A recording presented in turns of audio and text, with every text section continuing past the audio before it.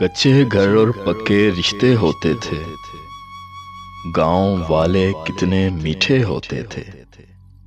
سنا ہے ہر دروازے میں اب تالا ہے، پہلے تو ہر صحن سے رستے ہوتے تھے۔ کون اذانیں دیتا ہے اب مسجد میں، پہلے تو کچھ بوڑھے بابے ہوتے تھے۔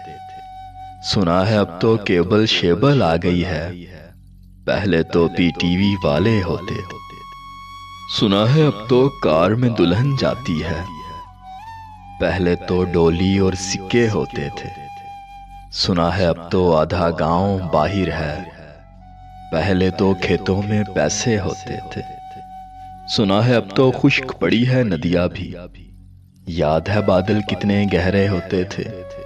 سنا ہے بچے گھر میں سہمے رہتے ہیں، پہلے تو گلیوں میں میلے ہوتے تھے۔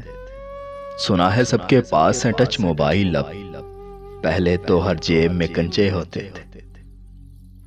یاد ہے کرکٹ میں جب جھگڑے ہوتے تھے، یاد ہے ہم سب بالکل بچے ہوتے تھے۔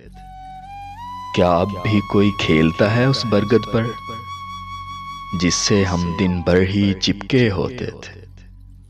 سنا ہے اب تو بچے بوڑھوں جیسے ہیں، پہلے بوڑھے بچوں جیسے ہوتے تھے۔